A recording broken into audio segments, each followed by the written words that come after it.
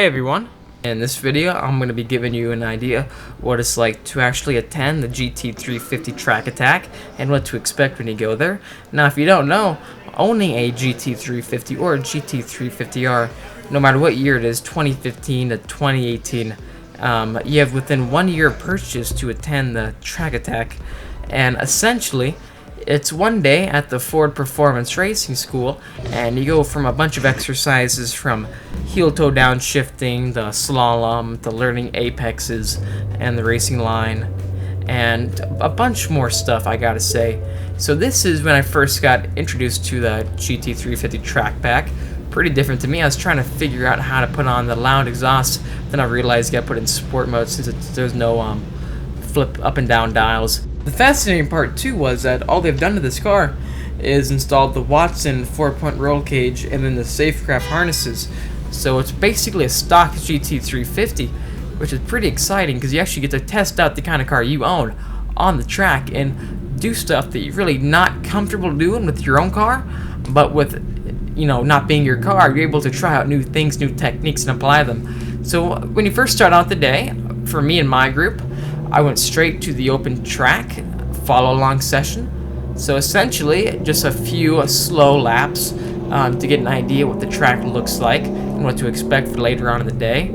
So in all honesty, I gotta say this track is a really well put together track. The layout is really nice and it's a really easy start of a day. Now moving on to the second event that I took part in, it was the slalom, and the cool part was though is that it actually just stopped raining. So the ground was still kind of wet and slick, so I was able to try out different driving modes such as wet mode and sport mode, and I found that wet mode actually hooks up pretty well. In sport mode, I just finished putting it in, I got a little bit too throttle happy and the tail end kicked out. Pretty fun. So after that I went straight to do the actual heel toe down shifting exercises and threshold braking.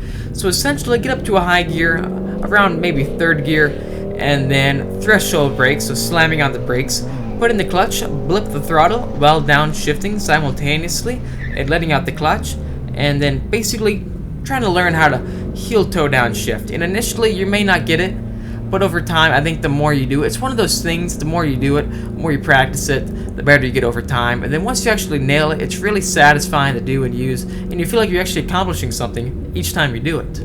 So after that, I went straight to do the actual skid car, which is essentially a Honda Civic, and they have the actual arms that raise up and down with tiny wheels. So essentially learning your car control and then what to do if the car does kick out. And it's essentially simulating a spin out at about 100 plus miles an hour. So once I finished all three of those activities, I was able to go do the actual lead follow sessions. So basically what this is that a group of about 5 to 6 cars goes out on the track, and actually you take turns following the instructor being the car behind them, and then you have about 2 laps behind the instructor, and then after that ends you move on to the left side of the straightaway and then have the next cars line up in place, and then you go all the way in the back. So what this does, in my opinion, is that I think it just allows you to learn the actual racing line of the track, when to actually turn in for the apex, when to brake, and when to apply throttle.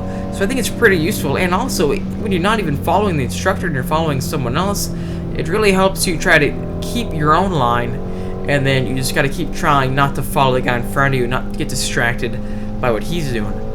So I think it's really well put together, and as you can tell, I'm not upshifting right here, and that's because when you first attend, they recommend you not shift in the fourth and just stay in third. But I find that on the straightaways, you should shift in the fourth because you're just going to redline the gear.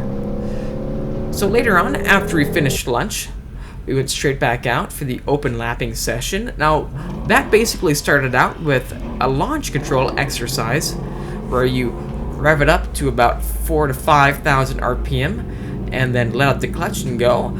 Or you can actually use the launch control mode.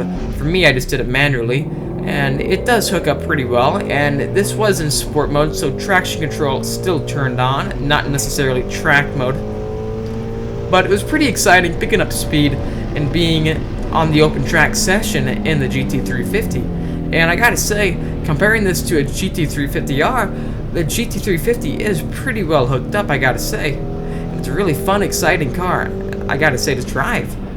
And if you have a chance to attend the GT350 Track Attack, I highly recommend you do, because it's an experience unlike any other, and you're able to do things to the GT350 that you wouldn't necessarily do to your own car. And I think it's a really exciting thing to attend, and this basically opened up the gates for me to attend Skip Barber Racing School and getting my SCCA license.